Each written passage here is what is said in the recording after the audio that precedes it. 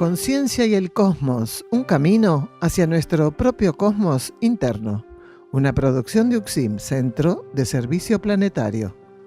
Conducen este programa Guamaitlán y Nicashnok. Estos programas están realizados en base a las charlas que Daniel Gagliardo ofrece todos los días miércoles y sábados en el Centro UXIM Sierra del Cielo, al norte de Córdoba.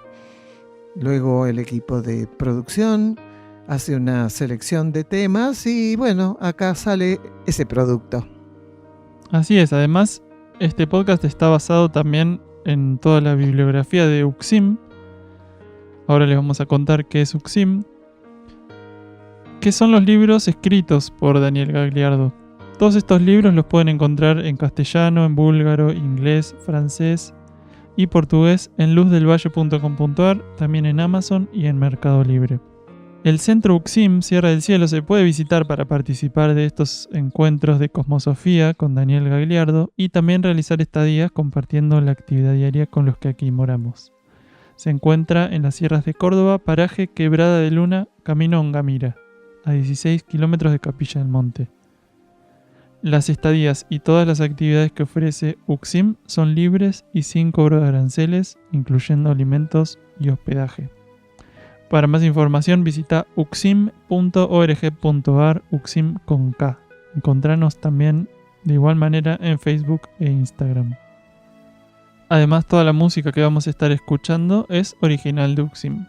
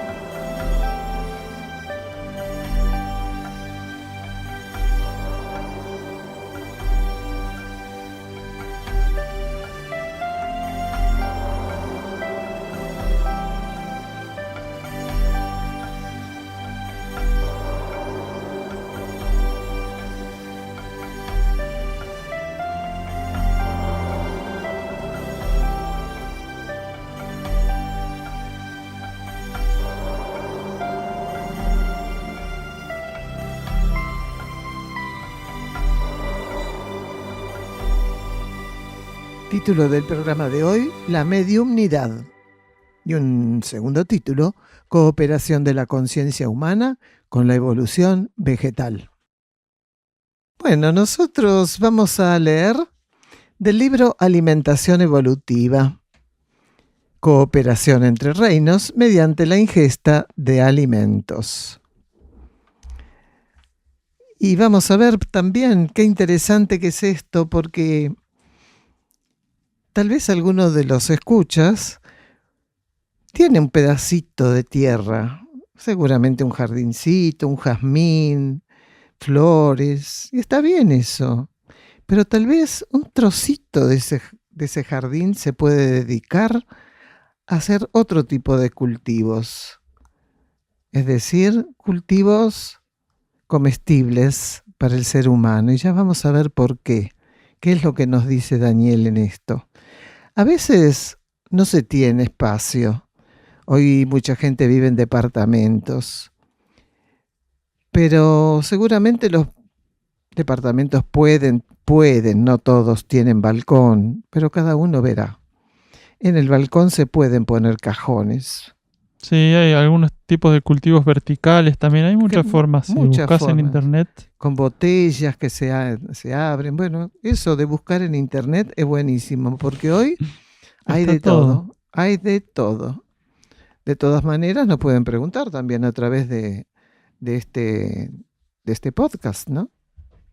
Dice Gagliardo en esta oportunidad que cuando los vegetales son acompañados durante su manifestación en plantíos y huertos, donde el respeto por la vida única presente en todo es energía activa y estable, no solo pueden realizar ensayos evolutivos, inéditos en gran medida, sino que pueden hacer frente de modo más efectivo a los desequilibrios del medio ambiente. Mira qué cooperación, ¿no? En la relación alcalinidad-acidez, incluso tema, acá Gagliardo dice que transitaremos más adelante en este libro. Hoy no lo vamos a leer, pero pueden buscarlo. Seguramente muchos de los escuchas tienen este libro y si no la posibilidad de adquirirlo. Ya Kani Kashnok dijo cómo era la ruta para llegar a él. Entonces, en la relación alcalinidad-acidez, incluso tema que transitaremos más adelante en este escrito, los especímenes evolucionados en huertos orgánicos conservan su condición alcalina, que es muy importante que la alimentación tenga un gran porcentaje de alcalinidad. No el 100%, porque es importante también que en el organismo entren, ahí Gagliardo habla, creo que era un 20%, pero cada uno va regulando su alimentación de alimentos precisamente ácidos. Siendo que aquellos otros meros productos manipulados con agroquímicos ostentan un creciente grado de acidez que impactará negativamente en quienes los ingieran. Volcarse al cultivo de pequeña escala, que permita un abastecimiento de vegetales básicos, no solo auxilia a los individuos en la resolución del encuentro de alimentos con mínima contaminación, sino que permite el servicio que la humanidad en su conjunto aún adeuda en el marco de la cooperación evolutiva para con los reinos infrahumanos. Entonces, interesante esto, ¿no? Por eso el libro se llama Alimentación Evolutiva, Cooperación entre Reinos, mediante la ingesta de alimentos. Es todo un proceso. En estos momentos estamos hablando de volcar la semilla en la tierra. Luego está el proceso de llevar adelante eso, que va a terminar con la masticación y la ingesta del alimento. De eso todo habla este libro. Y vamos a abordar entonces el primer bloque, que se titulaba Los medium. Entonces acá preguntan si la mediumnidad por fisuras astrales se va generando por esa búsqueda compulsiva, escarbando en el subconsciente. También dicen las personas que hacen terapias con péndulo, reiki, alquimia y otras, ¿son medium? ¿Hay seres que nacieron en el ciclo anterior con la condición mediúmnica y siguen encarnados? ¿Tendrían entonces que trabajar en el sentido contrario al error ahora? Y comentan una película. Veremos de qué se trata. Escuchamos Los Medium. La mediumnidad es una consecuencia, por decirlo de algún modo, una consecuencia múltiple que tiene que ver con la ambición, tiene que ver con la perduración de la instintividad, seres que no trabajaron su instintividad adecuadamente. Entonces se recrea una actividad psíquica con desmesura y posiblemente con una sobrevida también desmesurada, porque hay momentos donde nosotros tenemos que terminar la etapa instintiva, terminar la etapa ambiciosa, y si un ser se extiende en instintividad, quiere decir, le da una sobrevida innecesaria ya a partir de una cierta etapa a esa animalidad que todos tenemos en algún momento que trascender, puede derivar en estas cuestiones. Hay muchos motivos por los cuales eso puede suceder. Hay muchas personas que son mediums a partir de una búsqueda casi obsesiva de beneficiar a los demás, creyendo, porque esto también tiene que ver con su inmadurez, creyendo que ellos tienen condiciones para ayudar a los demás y que tienen que aplicar esas condiciones, porque mucha gente depende de ellos. Eso, aunque es buena voluntad, es voluntarismo, también tiene un grado de inmadurez, de ilusión, de ambición espiritual, aunque no sea una ambición negativa y egoísta, termina siéndolo como extensión. Entonces muchos médiums terminan desgastados en algunas encarnaciones porque están continuamente obsesionados por atender y hacer bien y curar a todo el mundo y ayudar a todo el mundo. Es muy común que los médiums, después de que hacen esos trabajos, donde dicen que terminan siendo puentes de las entidades positivas del astral, que ya no hay entidades positivas, sino que hay entidades que prácticamente se tornan todas obsesoras de estos médiums. Terminan agotados. Dicen que después de sus trabajos de ayuda, de asistencia, de cura, tienen que estar 10, 12, 15 horas descansando porque terminan agotados. Un ser en servicio puede cansarse, pero ese agotamiento psíquico no lo vive. No lo vive. Y los médiums terminan realmente agotados. ¿Por qué? Porque lo que no saben es que en la medida que ellos están en ese proceso que reconocen o buscan reconocer como servicio a los que necesitan de eso, las entidades astrales están chupando la sangre, vibratoriamente hablando, al propio médium.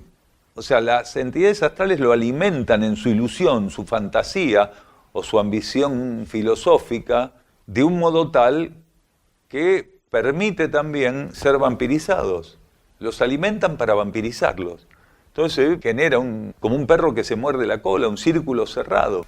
Porque no hay nada que te mantenga en equilibrio proveniente del astral. Nosotros todavía conocimos, allá por la década del 60 y pico, inicio del 70, conocimos médiums que tenían cualidades que podríamos llamar buenas. Vamos a hablar de bueno, porque todavía no se había terminado de congestionar el campo astral como hoy ya está congestionado, donde no hay nada en el campo astral que sirva como estímulo evolutivo. El campo astral es el campo más congestionado de los 3 niveles del campo psicofísico. El más congestionado es el astral y le sigue el mental. Entonces, estos médiums todavía en esa época podían mantenerse en un cierto grado, en una línea de flotación que no fuera tan patética como hoy. Hoy los médiums, sin saberlo, son herramientas terribles del asedio de las fuerzas astrales, de las fuerzas psíquicas sobre la humanidad y el planeta. Son médiums, no importa cómo el médium defina su actuación, si la define con un nombre, con otro nombre, porque la mediumnidad es una condición del ser, no importa qué técnica él practique o prefiera. O sea, no importa si un médium va a jugar al básquet, va a ser un médium jugando al básquet. Si practica Reiki, va a ser un médium practicando Reiki. Si hace yoga, va a ser un médium practicando yoga. Es decir, no es la técnica en sí lo que la fisura, aunque lo que practique puede colaborar en agravar la situación mediúmnica. Sobre todo, todas las técnicas del ciclo anterior, todas, sin excepción, que en un médium lo que hacen es todavía agravar más la condición mediúmnica. Lo que ocurre es que algunos, por cuestiones kármicas determinadas, pueden aparentemente ser víctimas más o menos fáciles de ese proceso, pero todos los seres que se dedican a ese tipo de cuestiones no están dando paso a su ser interno. De algún modo, si no dan paso a su ser interno, están manipulados por las fuerzas intermedias del planeta, que pueden haber nacido medium, seguro. De hecho, muchos seres, pasada la polaridad masculina para femenina, y habiendo incluso nacido en el ciclo anterior, tuvieron que resolver eso, plantarse ante la vida cósmica resolviendo cómo romper su vínculo con las fuerzas astrales, que hasta ese momento eran como un campo intermedio entre el materialismo bruto y la comprensión de que encima de la materia bruta existe un campo subjetivo de realidad, porque ese fue en realidad el aporte, el gran aporte que el espiritismo o el espiritualismo ofreció, descubrir para la conciencia, sobre todo en Occidente, porque en Oriente esto estaba ya encaminado de otro modo, para Occidente descubrir que había algo más que el campo material de la vida. Entonces muchos que encarnamos en el ciclo anterior y que estamos presentes todavía en este ciclo, después de 1988, hemos tenido que resolver esa relación. Nosotros durante unos cuantos años formamos parte de un grupo espírita y trabajábamos continuamente en las sesiones mediúmnicas. Quiere decir, de estar comprometidos con ese descubrimiento de lo subjetivo, pasamos a entender que eso ya no era para nosotros. Y de ahí pasamos a la teosofía, y de ahí pasamos a las ciencias orientales, al conocimiento esotérico u ocultista de Oriente, pero fue todo un trabajo, y muchas personas han tenido que hacer lo mismo. Quiere decir, cuando nosotros estamos hablando de soltar eso, de trascenderlo, de no engancharse. Estamos hablando de algo que lo vivimos, que no estamos tocando de oído, diciendo usted tiene que soltar esto, no se meta con aquello. Nosotros mismos, aunque sin esfuerzo, porque eso es cierto, no tuvimos ningún tipo de esfuerzo, precisamente porque algunas cuestiones las tenemos trabajadas de encarnaciones anteriores. O sea, que no fue un esfuerzo, no fue trágico para nosotros, no fue un drama ir haciendo todo ese proceso de soltar aquello con lo cual en cada etapa estuvimos transitoriamente identificados.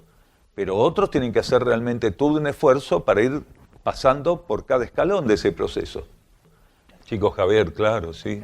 Uno de los líderes espíritas. Mira, en la película, no sé, porque las películas tienen muchas licencias fílmicas, pero de todo lo que hace referencia a las enseñanzas de Chico Javier, del ciclo anterior, pues del siglo anterior, Chico Javier, muchos de esos aspectos positivos en ese momento servían como estímulos a la conciencia.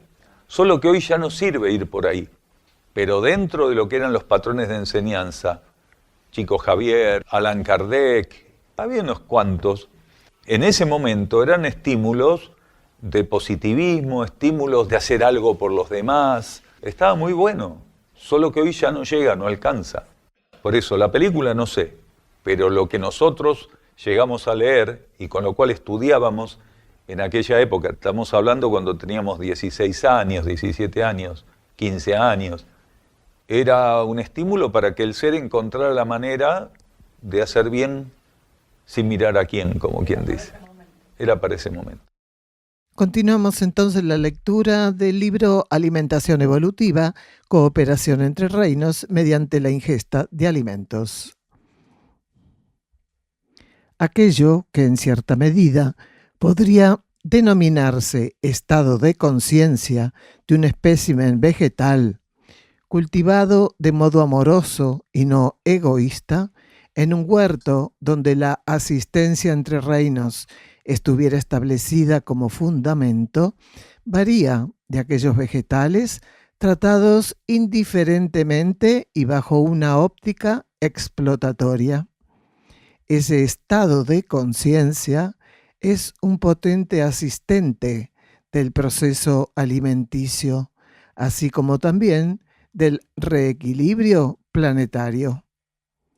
Durante algo más de 30 años, dice Gagliardo en este libro, en el centro espiritual donde resido, me fue posible atender 2 huertos de medianas proporciones.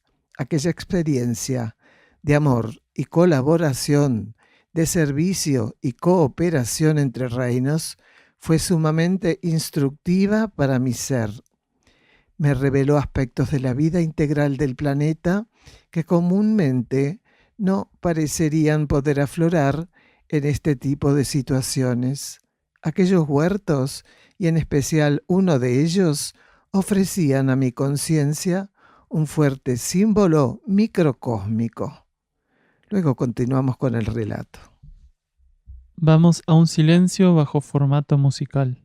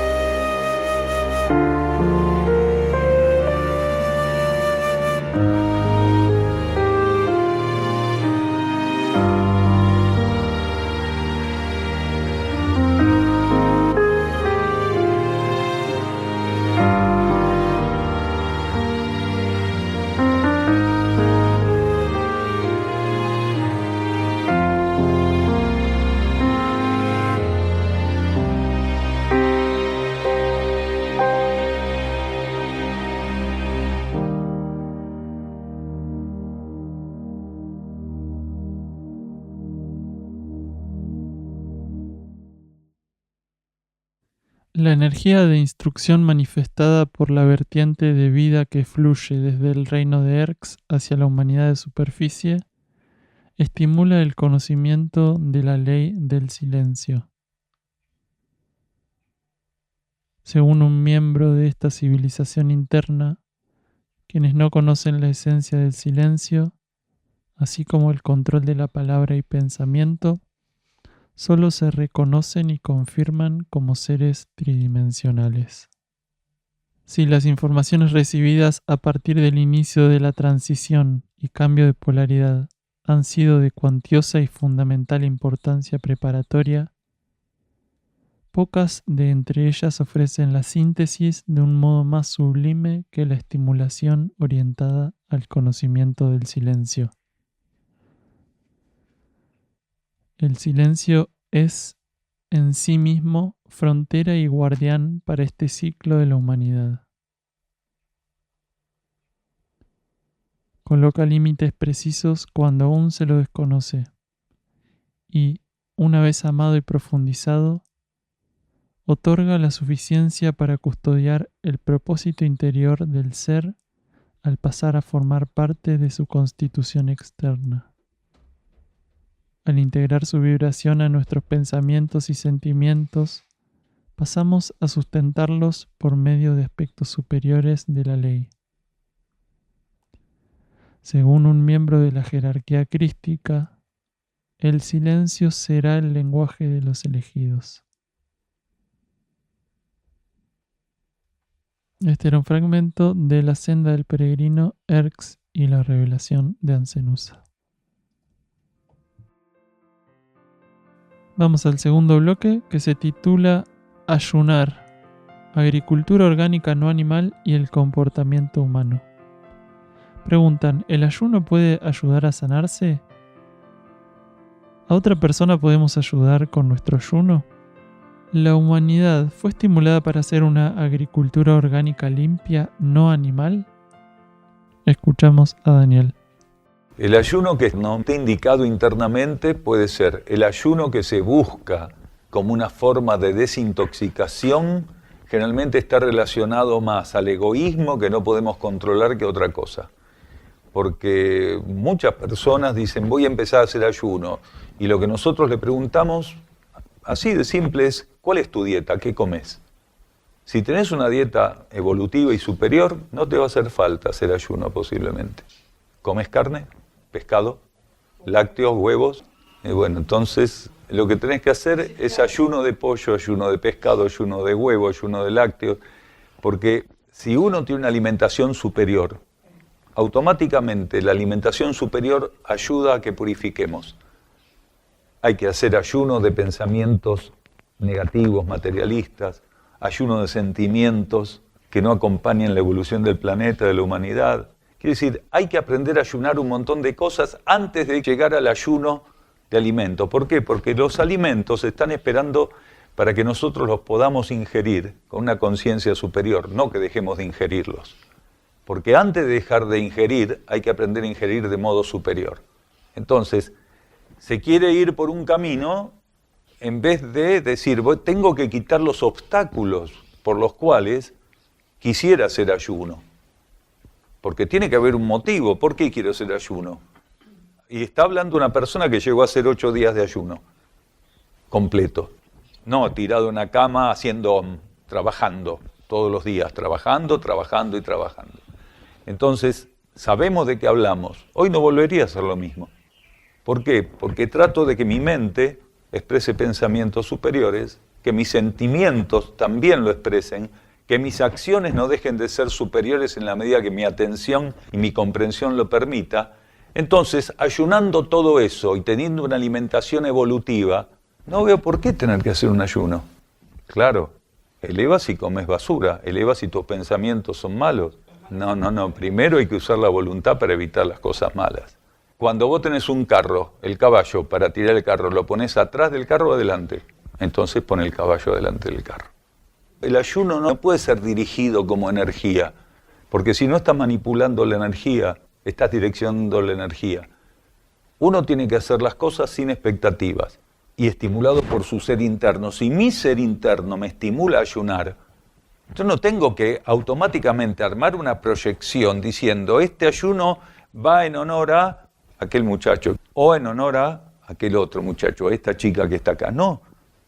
Si mi ser interno me estimula a hacer un ayuno, no es en honor a nadie o en función de alguien, sino para el único. Todo lo que hagas, que sea para el único, porque es el único el que sabe cómo distribuir lo que haces. Pero cuando sos vos la que creés que podés, ayunando, ayudar a uno en particular, estás direccionando una energía que te va a jugar en contra, porque vos no sabés qué necesita que el otro, estás imaginando que el otro necesita que vos ayunes. Uno tiene que soltar todo eso, tiene que abrirse a ser libre. Y ser libre, precisamente, una de las formas de avanzar hacia la libertad es dejar de tener cierto tipo de conceptos, o de preconceptos, o de prejuicios, ¿sí? Pensando que si hago tal cosa, ¿a qué le va a hacer bien? Lo mejor que puedo hacer por cualquiera es intentar no perder la sintonía interna. En ese vínculo, la energía me puede utilizar sin que mi conciencia, sin que mi consciente lo sepa, me puede utilizar para pasar un bálsamo a quien sea y donde sea. Entonces, lo primero que hay que hacer es eso, poner el caballo adelante del carro. No, la humanidad nunca llegó a expresar el paradigma lo suficientemente cercano, ¿no? Nunca llegó a expresar de un modo cercano el paradigma. La humanidad siempre invadió de modo vicioso todo lo que hubiera sido el camino hacia ese paradigma. Siempre lo invadió, siempre lo interfirió. Y en cuanto a fertilizar la tierra, como vos decís, lo único que hay que hacer es observar la naturaleza. Un pájaro hace caca, va a la tierra. Una vaca hace caca, va a la tierra. Ahí sabemos con qué tenemos que acompañar la fertilización de la tierra.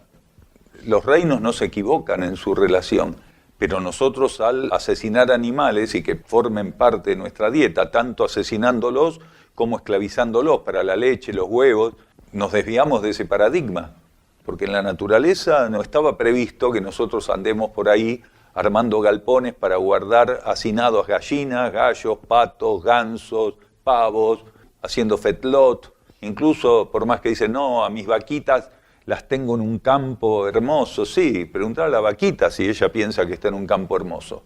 Porque después, cuando llega el momento, termina en un matadero, y cuando ya no puede dar leche, lo mismo. Y al igual que las gallinas que ya no ponen los huevos, ¿sí? Las terminan masacrando y se las venden a las fábricas de alimento para perros o para gatos, y bueno, es así la cosa. Dicen que la diferencia entre un veneno y un medicamento es la dosis, ¿no? Entonces, ¿será que la sangre nunca tenía que tocar la tierra? No, tenía que tocarla en pequeñas dosis, porque hay experiencias que están previstas. Un predador mata a su presa, parte de la sangre va a la tierra. Cualquier contingencia kármica nos puede llevar a un accidente donde la sangre también se vuelque y llega a la tierra o al agua. Pero en ciertas dosis estaba previsto. Pero la humanidad hizo un baño de sangre, animal y humano. Y en esa dosis es un veneno. La humanidad derramó semen brutalmente, que es sangre blanca. La sangre roja y la sangre blanca la hemos derramado estúpidamente y violentamente siempre. Entonces, en pequeñas dosis puede ser, es adecuado, pero cuando se sale, se desmadra, ya no sirve. Y es lo que hicimos, nosotros intoxicamos por derrame de todo tipo este planeta, sin hablar de los químicos que han salido de las petroquímicas y que han terminado de destruir todo, sin hablar de la radiactividad, simplemente yendo a ese punto. El elemento tierra no estaba preparado arquetípicamente para ser el receptor, el cuenco receptor de millones de litros de sangre animal, de millones de litros de sangre humana y, simbólicamente hablando, de millones de litros de semen inútilmente derramados, aunque no fueran en la tierra, ¿no? Pero estaban derramados inútilmente también. Sí, harina de todo, excrementos humanos, todo es orgánico, dicen. Y no es así. Nosotros tendríamos que haber optado siempre por la cremación, no lo hicimos.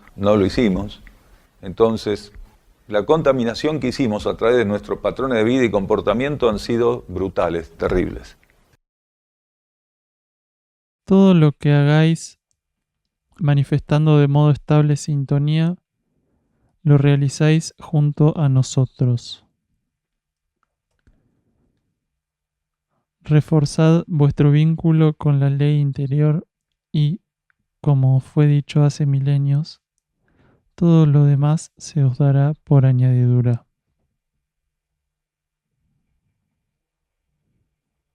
Aclaramos que algunos de los textos, en este caso estamos leyendo La senda del peregrino, Erx y la revelación de Ancenusa. Para quienes lo tengan, van a ver que algunos de los textos, fragmentos, están en cursiva. Por ejemplo, este que estábamos leyendo en un momento dice, lo realizáis junto a nosotros, y nosotros está con mayúscula. Eso quiere decir que son textos expresados directamente por las jerarquías a través del canal, en este caso que es Daniel Gagliardo. Y después el resto del libro, las otras partes que están en letra normal, vamos a decir, son escritos que escribe Daniel por indicación interna, por inspiración interna, pero desde Daniel, ¿no? Desde el ser de Daniel. Bueno, eso, esa aclaración. Entonces, cuando aquí dice junto a nosotros, es la jerarquía de instrucción. No os limitéis a limitarnos. Está en vuestras manos la reorientación de los vínculos con el mundo interno. Estáis en Erx, viviendo aspectos de la transmutación y la ascesis, que no pueden ser demorados. Aún sin conciencia de ello, avanzáis internamente de modo ininterrumpido. Ved la superficie de este planeta como un cristal que debéis despejar de residuos y adherencias mediante vuestro propio pulido y transmutación. La luz de los mundos internos brilla ya en vosotros y la vertéis al permanecer donados para la liberación de la esencia. Vamos a un silencio bajo formato musical.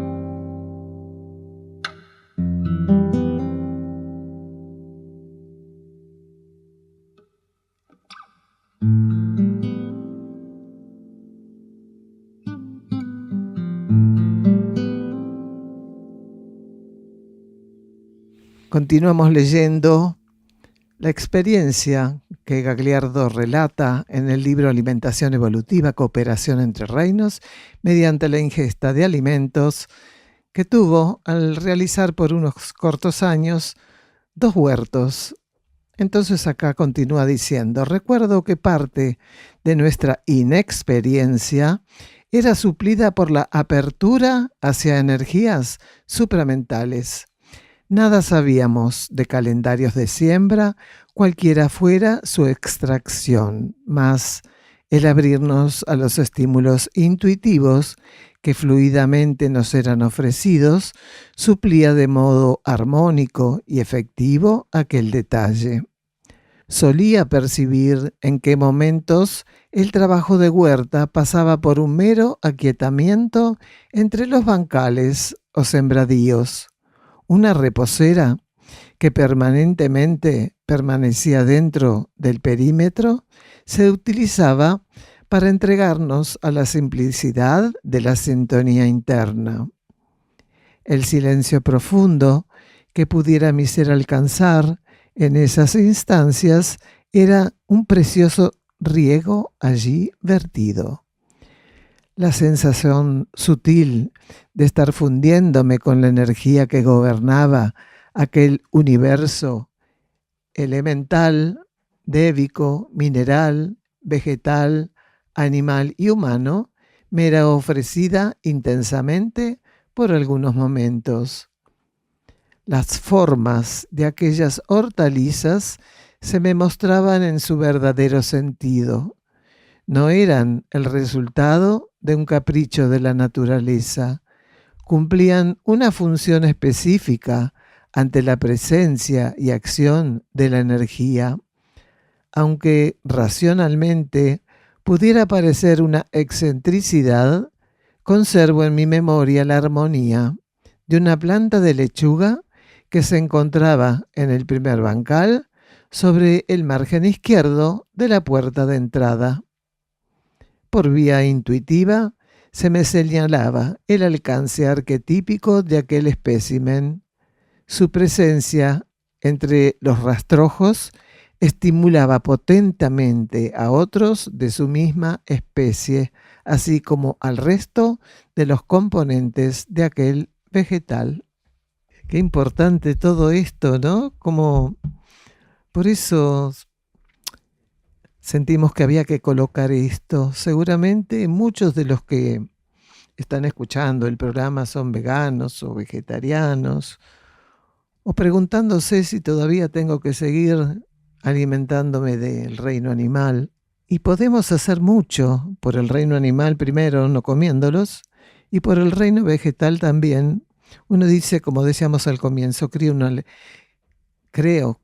una lechuga y con eso yo sé lo que como. Muchas veces las personas dicen eso, pero es mucho más que eso. Es mucho más. Y cómo intuitivamente Gagliardo fue guiado. Antes dijimos, busquen en YouTube, que hay muchos huerteros que hacen huerta con distintos formatos. Hablamos de fertilizante animal, cosa que nosotros no hacemos. Entonces, bueno, ya les va a ir llegando. Pero como mismo Gagliardo, con el estado de conciencia que tenía en aquel entonces cuando escribió esto o hacía las huertas, recibió intuitivamente algo más, ese arquetipo que le mostraba y cómo esa lechuga que había logrado su arquetipo era un pulsar energético hacia los otros especímenes que todavía no habían llegado o no estaría tal vez en su continuidad de desarrollo llegar al arquetipo por distintos motivos.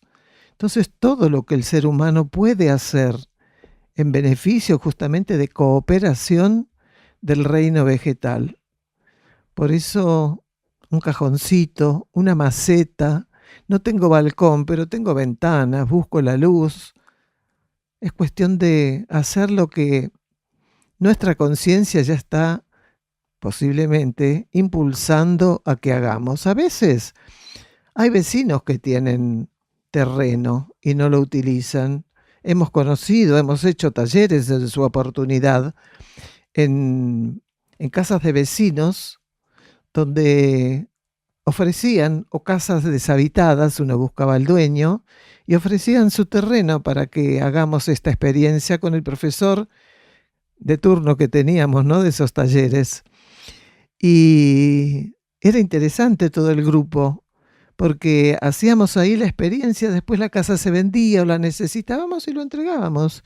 Y ahí entregábamos, soltábamos, y buscábamos otro terreno. Pero a veces uno dice, por eso ponemos el ejemplo, no tengo terreno.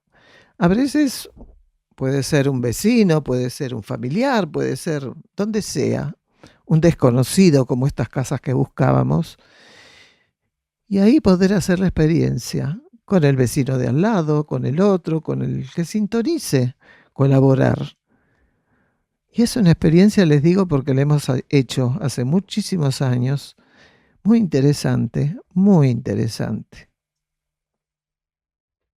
Conferencia de Cosmosofía con Daniel Gagliardo en Resistencia, Chaco. En estos encuentros, Daniel Gagliardo busca remitir a los seres hacia su propia fuente interna, profundizando toda clase de temas desde la óptica interior, en respuesta a las preguntas del público asistente.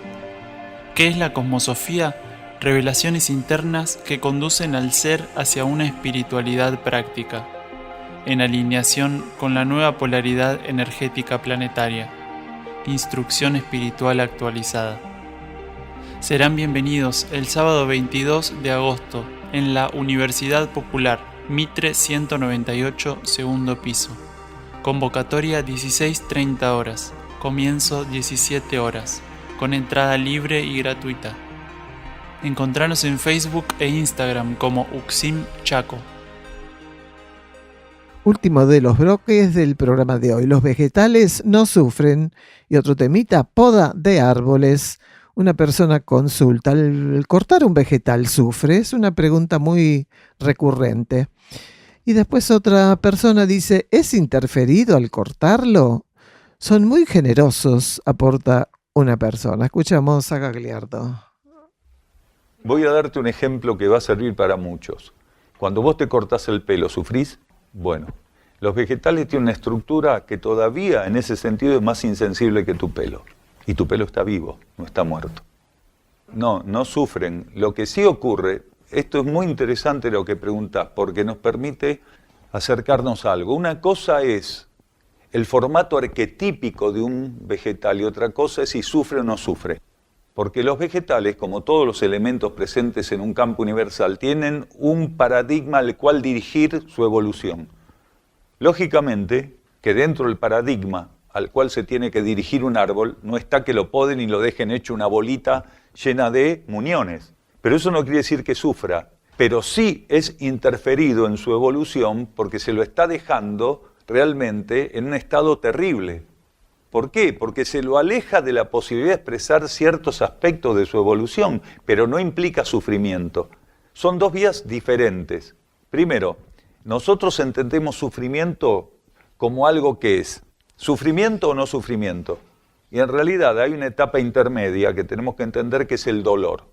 El vegetal no sufre, no tiene dolor, pero sí puede ser interferido en su proceso evolutivo. Como todo lo que habita un universo, está presente en un universo kármico, es interferido en su proceso evolutivo. Entonces, ¿es válido cortar ramas de un árbol? Sí, es válido. ¿Cuándo? Acá está el tema. Cuando el ser o los seres que están encargados de ese proceso aprenden a percibir la necesidad que tiene el árbol. Un árbol, para poder soltar una rama que ya no le sirve, necesita años, a veces muchos años.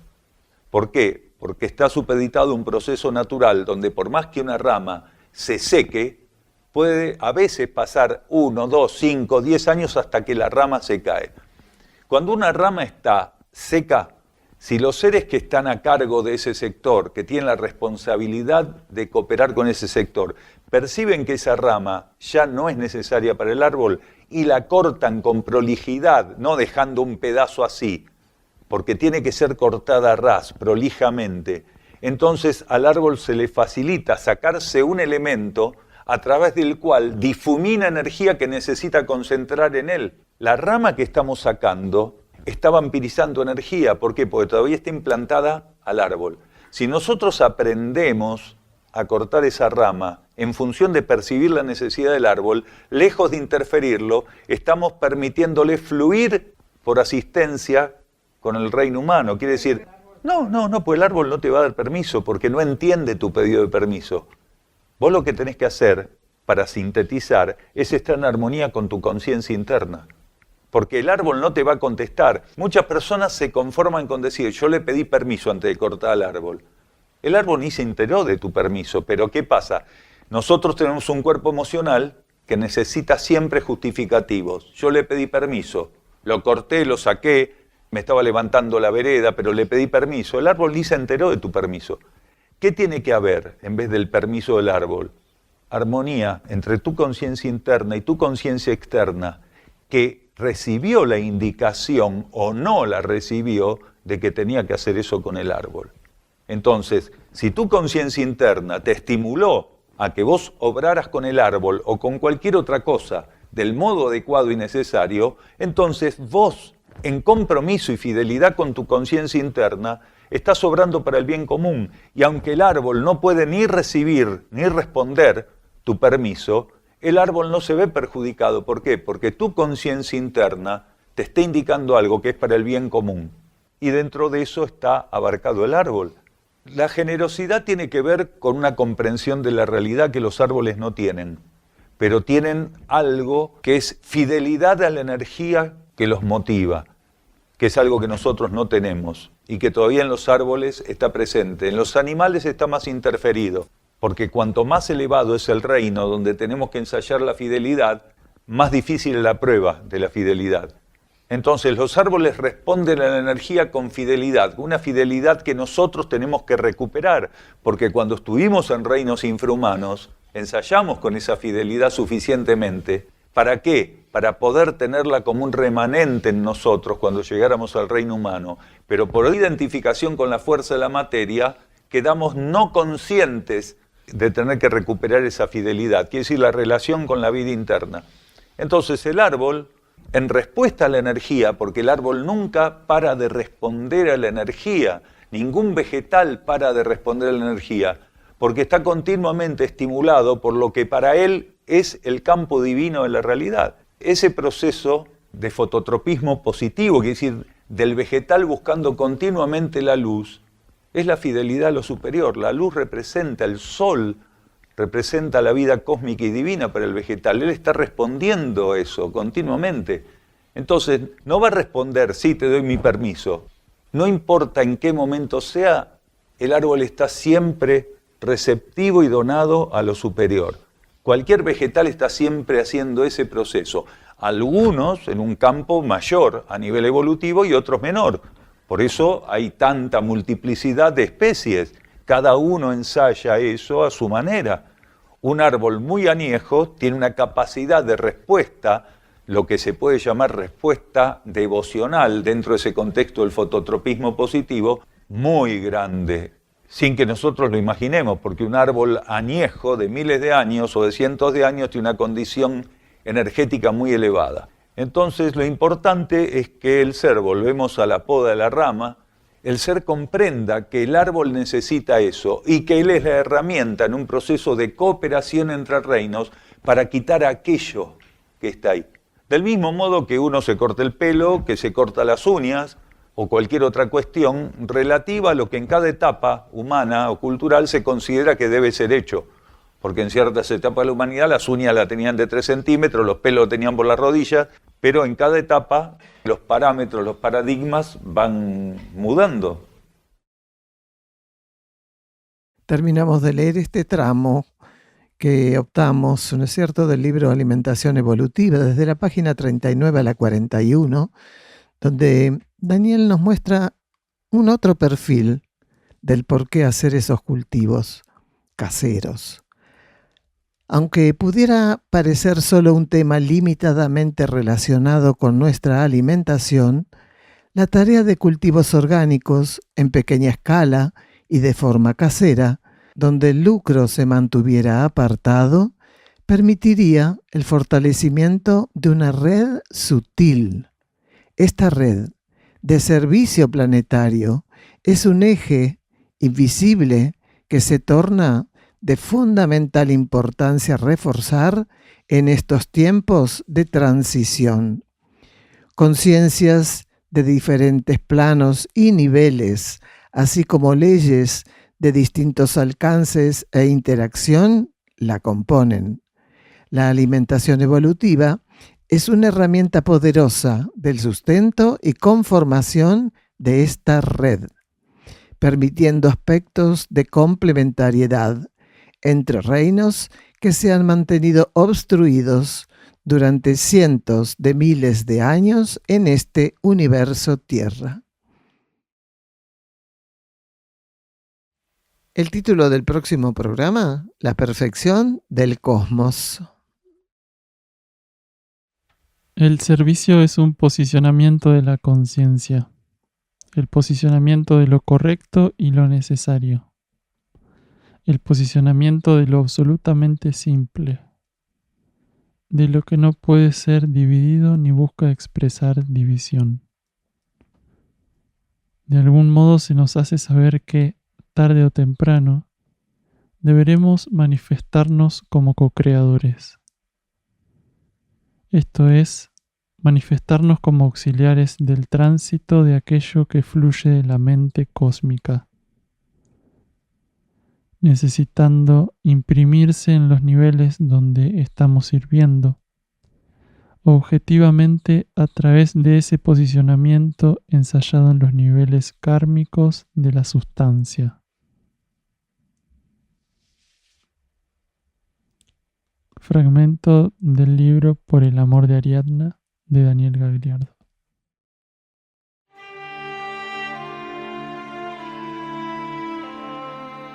Y nos despedimos en gratitud de la conciencia y el cosmos, un camino hacia nuestro propio cosmos interno.